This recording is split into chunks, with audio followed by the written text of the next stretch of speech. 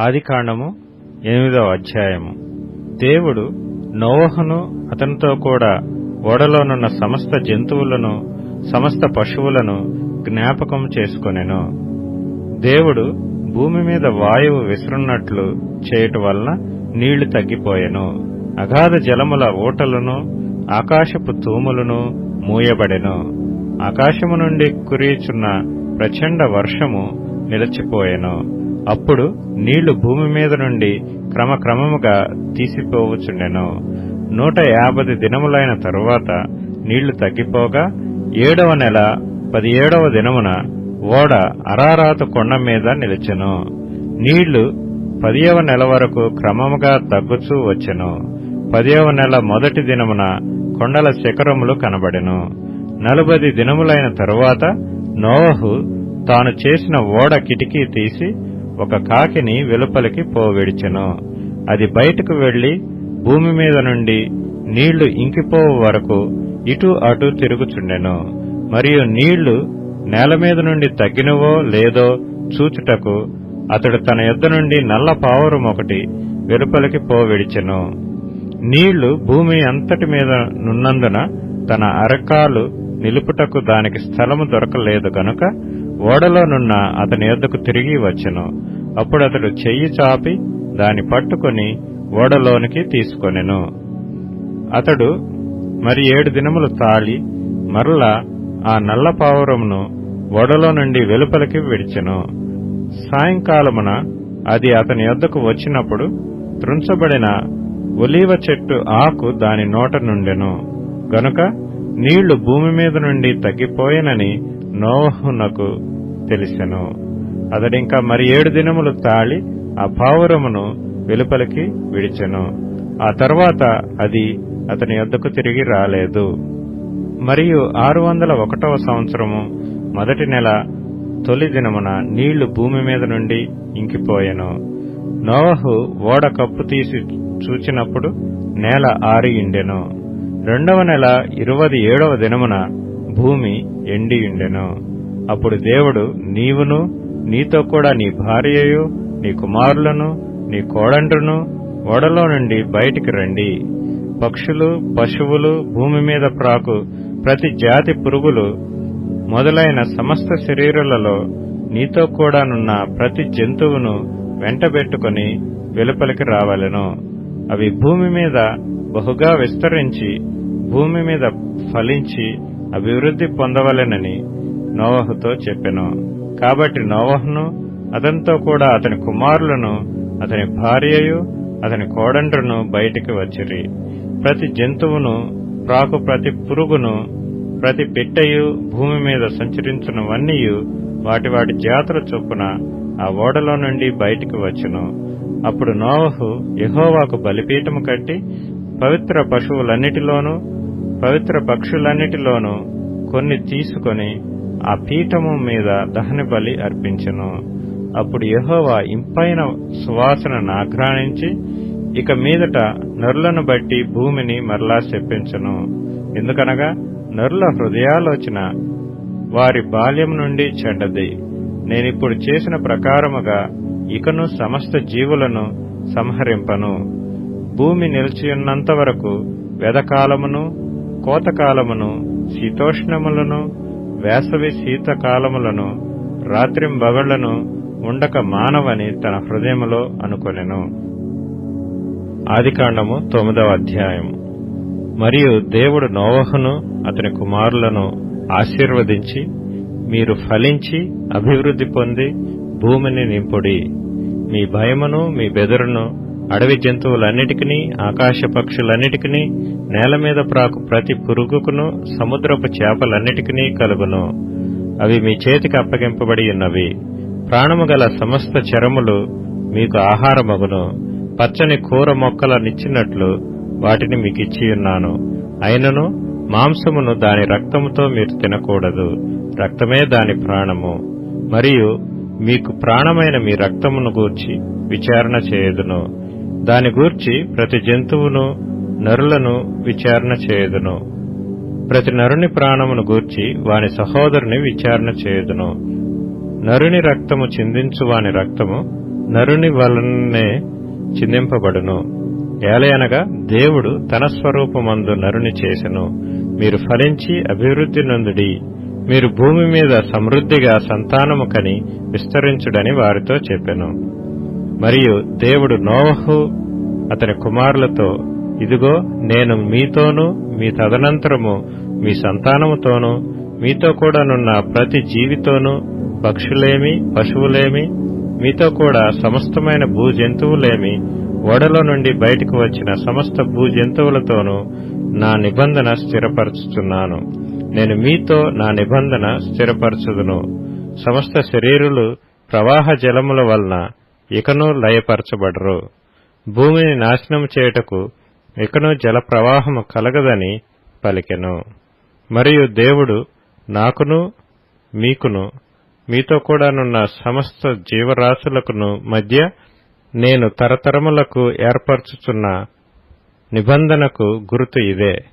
మేఘములో నా ధనుస్సును ఉంచితిని, అది నాకును భూమికిని మధ్య నిబంధనకు గుర్తుగా నుండును. భూమిపైకి నేను మేఘమును రప్పించినప్పుడు ఆ ధనస్సులో మేఘము కనబడును. అప్పుడు నాకును మీకును సమస్త జీవరాశులకును మధ్యనున్న నా నిబంధన జ్ఞాపకము చేసుకొందును. గనుక సమస్త శరీరులను నాశనము చేయుటకు అలాగు ప్రవాహముగా నీళ్లు రావు. ఆ ధనస్సు మేఘములో నుండును. నేను దాని చూచి దేవునికిని భూమి మీదనున్న సమస్త శరీరులలో ప్రాణము గల ప్రతి దానికిని మధ్యనున్న నిత్య నిబంధనను జ్ఞాపకం చేసుకొందునెను. మరియు దేవుడు నాకును భూమి మీదనున్న సమస్త శరీరులకును మధ్య నేను స్థిరపరచిన నిబంధనకు గుర్తు ఇదే అని నోవహుతో చెప్పెను. ఓడలో నుండి వచ్చిన నోవహు కుమారులు షేము, హాము, యాపెతను వారు. హాము కనానుకు తండ్రి. ఈ ముగ్గురు నోవహు కుమారులు. వీరి సంతానము భూమి అందంతటా వ్యాపించెను. నోవహు వ్యవసాయము చేయనారంభించి ద్రాక్ష తోట వేసెను. పిమ్మట ద్రాక్షారసము త్రాగి మత్తుడై తన గుడారములో వస్త్రహీనుడుగా నుండెను. అప్పుడు కనానుకు తండ్రి అయిన హాము తన తండ్రి వస్త్రహీనుడై ఉండుట చూచి బయటనున్న తన ఇద్దరు సహోదరులకు ఆ సంగతి తెలిపెను. అప్పుడు షేమును, యాపెతును వస్త్రం ఒకటి తీసుకుని తమ ఇద్దరు భుజముల మీద వేసుకుని వెనుకకు నడిచి వెళ్లి తమ తండ్రి దిశములను కప్పిరి. వారి ముఖములు వెనుకతట్టు ఉండుట వలన తమ తండ్రి దిశములను చూడలేదు. అప్పుడు నోవహు మత్తు నుండి మేలుకొని తన చిన్న కుమారుడు చేసిన దాన్ని తెలుసుకుని కనాను శపింపబడినవాడై తన సహోదరులకు దాసానుదాసుడగును అనెను. మరియు షేము దేవుడైన యెహోవా స్తుతింపబడునుగాక, కనాను అతనికి దాసుడగును. దేవుడు యాపెతును విశాలపరచును, అతడు షేము గుడారములలో నివసించును, అతనికి కనాను దాసుడగును అనెను. ఆ జలప్రవాహము గతించిన తరువాత నోవహు 350 ఏండ్లు బ్రతికెను. నోవహు బ్రతికిన దినములన్నీయు 950 ఏండ్లు. అప్పుడతడు మృతి పొందెను. ఆదికాండము 10వ అధ్యాయము. ఇది నోవహు కుమారుడగు షేము, హాము, యాపెతను వారి వంశావళి. జలప్రళయము తరువాత వారికి కుమారులు పుట్టిరి. యాపెతు కుమారులు గోమెరు, మాగోగు, మాదయు, యావాను, తూబాలు, మెషెకు, తీరసు అనువారు. గోమెరు కుమారులు అష్కనజు, రీఫతు, తోగర్మా అనువారు. యావాను కుమారులు ఎలీషా, తర్షీసు, కిత్తీము, దాదోనీము అనువారు. వీరి నుండి సముద్ర తీరమందుండిన జనములు వ్యాపించెను. వారి వారి జాతుల ప్రకారము, వారి వారి భాషల ప్రకారము, వారి వారి వంశముల ప్రకారము ఆయా దేశములలో వారు వేరైపోయిరి. హాము కుమారులు కూషు, మిస్రాయిము, పూతు, కనాను అనువారు. కూషు కుమారులు సెబా, హవీలా, సప్తా, రాయమా, సప్తక అనువారు. రాయమా కుమారులు షేబ, దదాను అనువారు. కూషు నిమ్రోదును కనెను. అతడు భూమి మీద పరాక్రమశాలి అయి యుండుటకు ఆరంభించెను. అతడు యెహోవా ఎదుట పరాక్రమము గల వేటగాడు. కాబట్టి యెహోవా ఎదుట పరాక్రమము గల వేటగాడైన నిమ్రోదు వలె అను లోకోక్తి కలదు. షీనారు దేశంలోని బాబెలు, ఎరెకు, అక్కదు, కల్నే అను పట్టణములు అతని రాజ్యమునకు మొదలు. ఆ దేశములో నుండి అష్షూరుకు బయలుదేరి వెళ్లి నినివేను, రహోబోతీరును, కాలహును, నినివేకును కాలహుకును మధ్యనున్న రెసెసును కట్టించెను. ఇదే ఆ మహాపట్టణము. మిస్రాయిము, లూదీయులను, అనామీయులను, లెహబీయులను, నప్తుహీయులను, పత్రుసీయులను, కస్లుహీయులను, కప్తోరీయులను కనెను. ఫిలిష్తీయులు కస్లుహీయులలో నుండి వచ్చినవారు. కనాను తన ప్రథమ కుమారుడగు సీదోనును, హేతును, యెబూసీయులను, అమోరీయులను, గిర్గాషీయులను, హివ్వీయులను, అర్కీయులను, సినీయులను, అర్వాదీయులను, షమారీయులను, హమాతీయులను కనెను. తరువాత కనానీయుల వంశములు వ్యాపించెను. కనానీయుల సరిహద్దు సీదోను నుండి గెరారుకు వెళ్ళు మార్గములో గాజా వరకును, సొదొమ, గొమొర్రా, అద్మా, సెబోయిములకు వెళ్ళు మార్గములో లాషా వరకును ఉన్నది. వీరు తమ తమ వంశముల ప్రకారము, తమ తమ భాషల ప్రకారము, తమ తమ దేశములను బట్టియు జాతులను బట్టియు హాము కుమారులు.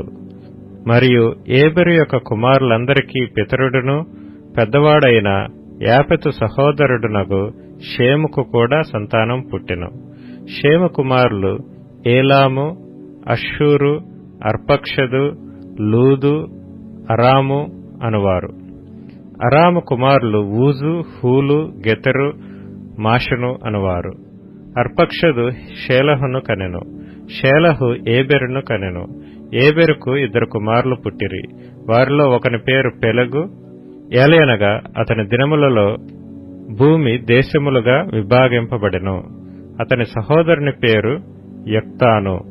యొక్తాను అల్మోదాదును, షెలపును, హసర్మావెతును, ఎరహును, హదోరమును, ఊజాలును, దిక్లాను, ఓబాలును, అబీమాయలును, షేబను, ఓఫీరును, హవీలాను, యోబాబును కనెను. వీరందరూ యొక్తాను కుమారులు. మేషా నుండి సపారాకు వెళ్ళు మార్గములోని తూర్పు కొండలు వారి నివాస స్థలము. వీరు తమ తమ వంశముల ప్రకారము, తమ తమ భాషల ప్రకారము, తమ తమ దేశములను బట్టియు తమ తమ జాతులను బట్టియు షేము కుమారులు. వారి వారి జనములలో వారి వారి సంతతుల ప్రకారము నోవహు కుమారుల వంశములు ఇవే. జలప్రవాహము గతించిన తరువాత వీరిలో నుండి జనములు భూమి మీద వ్యాపించెను. ఆదికాండము 11వ అధ్యాయము. భూమి యందంతటా ఒక్క భాషయు ఒక్క పలుకును ఉండెను. వారు తూర్పున ప్రయాణమైపోవచుండగా షీనారు దేశమందొక మైదానం వారికి కనపడెను. అక్కడ వారు నివసించి, మనము ఇటికలు చేసి బాగుగా కాల్చుదము రండని ఒకనితో ఒకడు మాట్లాడుకొండ్రి. రాళ్లకు ప్రతిగా ఇటికలను, అడుసునకు ప్రతిగా మట్టి కీలును వారికుండెను. మరియు వారు, మనము భూమి అందంతటా చెదరిపోకుండా ఒక పట్టణమును, ఆకాశమునంటు శిఖరము గల ఒక గోపురమును కట్టుకొని పేరు సంపాదించుకుందము రండని మాట్లాడుకొనగా, యెహోవా నరుల కుమారులు కట్టిన పట్టణమును, గోపురమును చూడ దిగి వచ్చెను. అప్పుడు యెహోవా, ఇదిగో జనము ఒక్కటే, వారికందరికీ భాష ఒక్కటే, వారు ఈ పని ఆరంభించి ఉన్నారు. ఇక మీదట వారు చేయదలచి ఏ పని అయినను చేయకుండా వారికి ఆటంకమేమియూ నుండదు. గనుక మనము దిగిపోయి వారిలో ఒకని మాట ఒకనికి తెలియకుండా అక్కడ వారి భాషను తారుమారు చేయదము రండని అనుకొనెను. అలాగు యెహోవా అక్కడ నుండి భూమి అందంతటా వారిని చెదరగొట్టెను. గనుక వారు ఆ పట్టణమును కట్టుట మానిరి. దానికి బాబెలు అని పేరు పెట్టిరి. ఎందుకనగా అక్కడ యెహోవా భూజనులందరి భాషను తారుమారు చేసెను. అక్కడ నుండి యెహోవా భూమి అందంతటా వారిని చెదరగొట్టెను. షేము వంశావళి ఇది. షేము 100 ఏండ్లు గలవాడై జలప్రవాహము గతించిన 2 ఏండ్లకు అర్పక్షదును కనెను. షేము అర్పక్షదును కనిన తరువాత 500 ఏండ్లు బ్రతికి కుమారులను కుమార్తెలను కనెను. అర్పక్షదు 35 బ్రతికి షేలహును కనెను. అర్పక్షదు షేలహును కనిన తరువాత 403 బ్రతికి కుమారులను కుమార్తెలను కనెను. షేలహు 30 బ్రతికి ఏబెరును కనెను. షేలహు ఏబెరును కనిన తరువాత 403 బ్రతికి కుమారులను కుమార్తెలను కనెను. ఏబెరు 34 బ్రతికి పెలెగును కనెను. ఏబెరు పెలెగును కనిన తరువాత 430 బ్రతికి కుమారులను కుమార్తెలను కనెను. పెలెగు 30 బ్రతికి రయూను కనెను. పెలెగు రయూను కనిన తరువాత 209 బ్రతికి కుమారులను కుమార్తెలను కనెను. రయు 32 బ్రతికి సెరూగును కనెను. రయు సెరూగును కనిన తరువాత 207 బ్రతికి కుమారులను కుమార్తెలను కనెను. సెరూగు 30 బ్రతికి నాహోరును కనెను. సెరూగు నాహోరును కనిన తరువాత 200 బ్రతికి కుమారులను కుమార్తెలను కనెను. నాహోరు 29 బ్రతికి తెరహును కనెను. నాహోరు తెరహును కనిన తరువాత 119 బ్రతికి కుమారులను కుమార్తెలను కనెను. తెరహు 70 బ్రతికి అబ్రామును నాహోరును హారానును కనెను. తెరహు వంశావళి ఇది. తెరహు అబ్రామును నాహోరును హారానును కనెను. హారాను లోతును కనెను.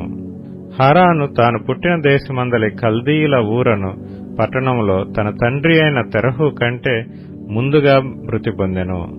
అబ్రామును నాహోరును వివాహం చేసుకొనిరి. అబ్రాము భార్య పేరు శారాయి. నాహోరు భార్య పేరు మిల్కా. ఆమె మిల్కాకును ఇస్సాకును తండ్రి అయిన హారాను కుమార్తె. శారయు గొడ్రాలై ఇండెను. ఆమెకు సంతానము లేదు.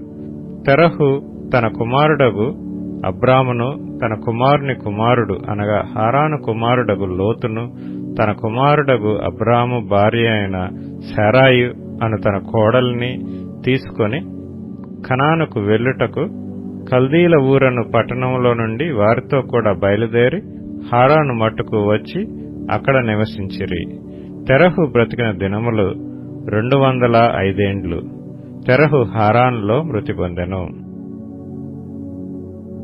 ఆదికాండము 12వ అధ్యాయము. యెహోవా, నీవు లేచి నీ దేశము నుండియు నీ బంధువుల యొద్ద నుండియు నీ తండ్రి ఇంటి నుండియు బయలుదేరి నేను నీకు చూపించు దేశమునకు వెళ్ళుము. నిన్ను గొప్ప జనముగా చేసి నిన్ను ఆశీర్వదించి నీ నామమును గొప్ప చేయుదును. నీవు ఆశీర్వాదముగా నుందువు. నిన్ను ఆశీర్వదించు వారిని ఆశీర్వదించెదను, నిన్ను దూషించు వారిని శపించెదను. భూమి యొక్క సమస్త వంశములు నీయందు ఆశీర్వదించబడునని అబ్రాముతో అనగా, యెహోవా అతనితో చెప్పిన ప్రకారము అబ్రాము వెళ్ళెను. లోతు అతనితో కూడా వెళ్ళెను. అబ్రాము హారాను నుండి బయలుదేరినప్పుడు 75 ఈడు గలవాడు. అబ్రాము తన భార్య అయిన శారాయిని తన సహోదరుని కుమారుడైన లోతును హారానులో తానును వారును ఆర్జించిన యావదాస్తిని వారు సంపాదించిన సమస్తమైన వారిని తీసుకొని కనాను దేశమునకు వెళ్ళుటకు బయలుదేరి కనాను దేశమునకు వచ్చిరి. అప్పుడు అబ్రాము షెకెము నందలి ఒక స్థలము దాకా ఆ దేశ సంచారము చేసి మోరే దగ్గరనున్న సింధూర వృక్షమునొద్దకు చేరెను. అప్పుడు కనానీయులు ఆ దేశములో నివసించిరి. యెహోవా అబ్రామునకు ప్రత్యక్షమై, నీ సంతానమునకు ఈ దేశమిచ్చెదనని చెప్పగా, అతడు తనకు ప్రత్యక్షమైన యెహోవాకు ఒక బలిపీఠము కట్టెను.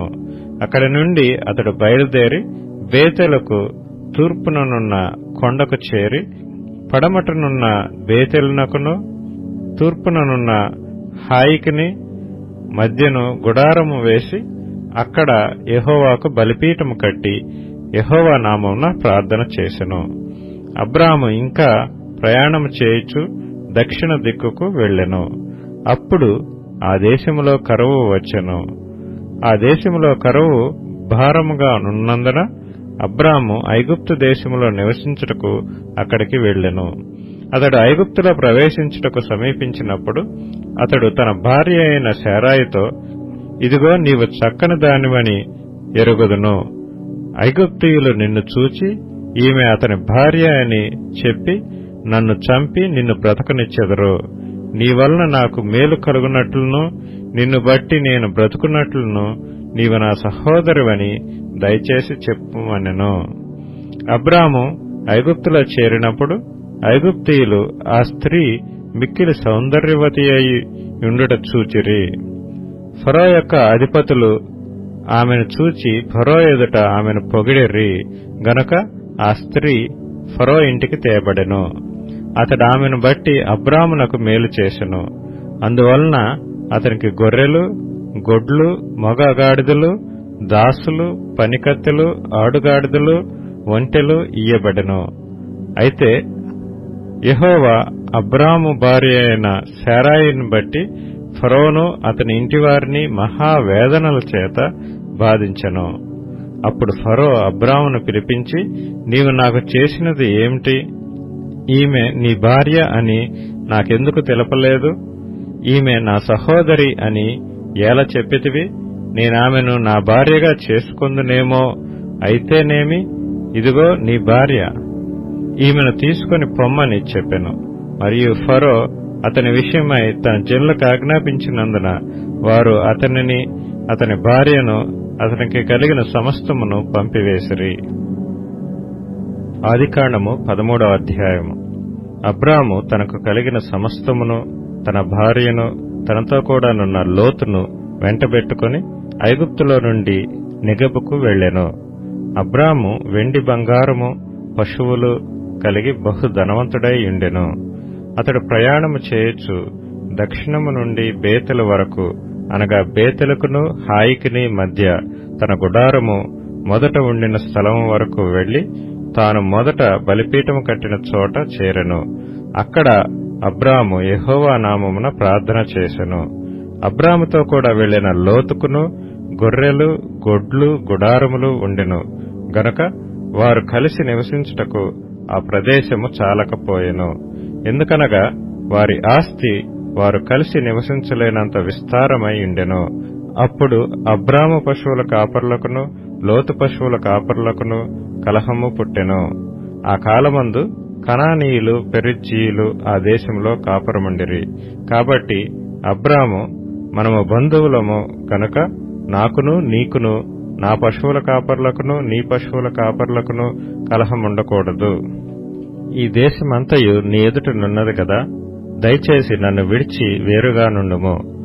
నీవు ఎడమ తట్టునకు వెళ్లిన ఎడల నేను కుడి తట్టుకును, నీవు కుడి తట్టునకు వెళ్లిన ఎడల నేను ఎడమ తట్టునకును వెళ్ళుదునని లోతుతో చెప్పగా, లోతు తన కన్నులెత్తి యొర్దాను ప్రాంతమంతటిని చూచెను.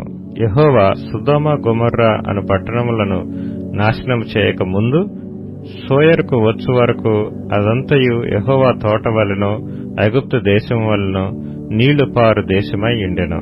కాబట్టి లోతు తనకు యొర్దాను ప్రాంతమంతటిని ఏర్పరచుకుని తూర్పుగా ప్రయాణం చేసెను. అట్లు వారు ఒకరినొకరు వేరైపోయిరి. అబ్రాము కనానులో నివసించెను. లోతు ఆ మైదానమందున్న పట్టణముల ప్రదేశములలో కాపురముండి సొదొమ దగ్గర తన గుడారము వేసుకొనెను. సొదొమ మనుష్యులు దుష్టులను, యెహోవా దృష్టికి బహు పాపులునై ఇండిరి. లోతు అబ్రామును విడిచిపోయిన తరువాత యెహోవా, ఇదిగో నీ కన్నులెత్తి నీవు ఉన్న చోట నుండి ఉత్తరపు తట్టు, దక్షిణపు తట్టు, తూర్పు తట్టు, పడమర తట్టును చూడుము. ఎందుకనగా నీవు చూచుచున్న ఈ దేశమంతటిని నీకును నీ సంతానమునకును సదాకాలము ఇచ్చెదను. మరియు నీ సంతానమును భూమి మీద నుండు రేణువుల వలె విస్తరింపచేసెదను. ఎట్లనగా ఒకడు భూమి మీద నుండి రేణువులను లెక్కింపగలిగిన ఎడల నీ సంతానమును కూడా లెక్కింపవచ్చును. నీవు లేచి ఈ దేశము యొక్క పొడుగున వెడల్పున దానిలో సంచరించుము, అది నీకిచ్చెదనని అబ్రాముతో చెప్పెను. అప్పుడు అబ్రాము తన గుడారము తీసి హెబ్రోనులోని మమ్రే దగ్గరనున్న సింధూర వృక్ష వనములో దిగి అక్కడ యెహోవాకు బలిపీఠము కట్టెను. ఆదికాండము 14వ అధ్యాయము. షీనారు రాజైన అమ్రాపేలు, ఎల్లాసరు రాజైన అర్యోకు, ఏలాము రాజైన కదుర్లా యోమెరు, గోయూయుల రాజైన తిదాలు అను వారి దినములలో వారు సొదొమ రాజైన బెరాతోను, గొమొర్రా రాజైన బిర్షాతోను, అద్మా రాజైన షినాబుతోను, షెబోయూయుల రాజైన షెమేబెరుతోను, సోయరను బెలరాజుతోను యుద్ధము చేసిరి. వీరందరూ ఉప్పు సముద్రమైన సిద్దీము లోయలో ఏకముగా కూడి 12 సంవత్సరములు కదర్లాయోమెరుకు లోబడి 13వ సంవత్సరమున తిరుగుబాటు చేసిరి.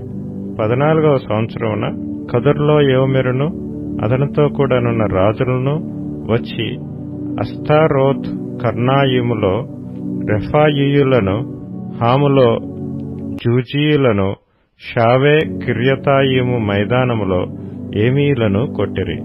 మరియు హోరీయులను అరణ్యము దగ్గరనున్న ఎల్పరాను వరకు తరిమి శేయీరు పర్వత ప్రదేశములో వారిని కొట్టిన తరువాత తిరిగి కాదేషును ఏన్మిష్పతుకు వచ్చి అమాలేకీయుల దేశమంతటికి హససోన్ తామారులో కాపురమున్న అమోరీయులను కూడా కొట్టిరి.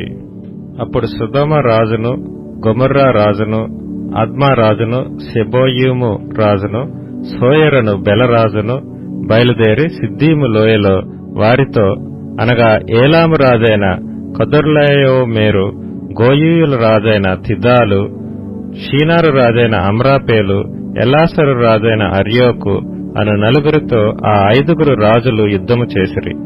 ఆ సిద్దీము లోయలో విస్తారమైన మట్టి కీలు గుంటలు ఉండెను. సొదొమ గొమొర్రాల రాజులు పారిపోయి వాటిలో పడిరి. శేషించిన వారు కొండకు పారిపోయిరి. అప్పుడు వారు సొదొమ గొమొర్రాల ఆస్తి యావత్తును, వారి భోజన పదార్థములన్నీయు పట్టుకొని పోయిరి. అప్పుడు అబ్రాము సహోదరుని కుమారుడైన లోతు సొదొమలో కాపురముండెను గనుక అతనిని అతని ఆస్తిని పట్టుకొని పోగా తప్పించుకొని ఒకడు వచ్చి హెబ్రీయుడైన అబ్రామునకు ఆ సంగతి తెలిపెను. అప్పుడతడు ఎష్కోలు సహోదరుడును ఆనేరు సహోదరుడునైన మమ్రే అను అమోరీయుని ఏలోను వనములో కాపురముండెను. వీరు అబ్రాముతో నిబంధన చేసుకొనినవారు. అబ్రాము తన తమ్ముడు చెరపట్టబడినని విని తన ఇంట పుట్టిన అలవర్చబడిన 310 మండుగురిని వెంటబెట్టుకుని దాను మట్టుకు ఆ రాజులను తరిమెను. రాత్రివేళ అతడును అతని దాసులను వారికెదురుగా మొనలు తీర్చి వారిని కొట్టి దమస్కునకు ఎడమ తట్టున్న హోబా మట్టుకు తరిమి ఆస్తి యావత్తు తిరిగి తెచ్చి తన తమ్ముడైన లోతును, అతని ఆస్తిని, స్త్రీలను, ప్రజలను తిరిగి తీసుకొని వచ్చెను. అతడు కదొర్లాయోమెరును అతనితో కూడానున్న రాజులను ఓడించి తిరిగి వచ్చినప్పుడు సొదొమ రాజు అతనిని ఎదుర్కొనుటకు రాజులోయ అను షావే లోయ మట్టుకు బయలుదేరి వచ్చెను. మరియు షాలేము రాజైన మెల్కీసెదకు రొట్టెను ద్రాక్షారసమును తీసుకొని వచ్చెను. అతడు సర్వోన్నతుడగు దేవునికి యాజకుడు. అప్పుడతడు అబ్రామును ఆశీర్వదించి ఆకాశమునకును భూమికిని సృష్టికర్తయును సర్వోన్నతుడునైన దేవుని వలన అబ్రాము ఆశీర్వదించబడునుగాకనియు నీ శత్రువులను నీ చేతికి అప్పగించిన సర్వోన్నతుడగు దేవుడు స్తుతింపబడునుగాక అనియు చెప్పెను. అప్పుడతడు అన్నిటిలో అతనికి 10వ వంతు ఇచ్చెను. సొదొమరాజు మనుష్యులను నాకిచ్చి ఆస్తిని నీవే తీసుకొనుమని అబ్రాముతో చెప్పగా, అబ్రాము, నేనే అబ్రామును ధనవంతునిగా చేస్తునని నీవు చెప్పకుండునట్లు ఒక నూలుపోగైనను చెప్పులవారైనను నీ వాటిలో ఏదైనను తీసుకొననని ఆకాశమునకును భూమికిని సృష్టికర్తయును సర్వోన్నతుడును దేవుడునైన యెహోవా ఎదుట నా చేయి ఎత్తి ప్రమాణం చేసియున్నాను. అయితే ఈ పడుచువారు భుజించినది తప్ప నాతో కూడా వచ్చిన ఆనేరు, ఎష్కోలు, మమ్రే అను వారికి ఏ ఏ భాగములు రావాలనో ఆయా భాగములు మాత్రము వారిని తీసుకొననిమ్మని సొదొమ రాజుతో చెప్పెను. ఆదికాండము 15వ అధ్యాయము. ఇవి జరిగిన తరువాత యెహోవా వాక్యము అబ్రామునకు దర్శనమందు వచ్చి, అబ్రామా, భయపడకుము, నేను నీకు కేడెము, నీ బహుమానము అత్యధికమగునని చెప్పెను.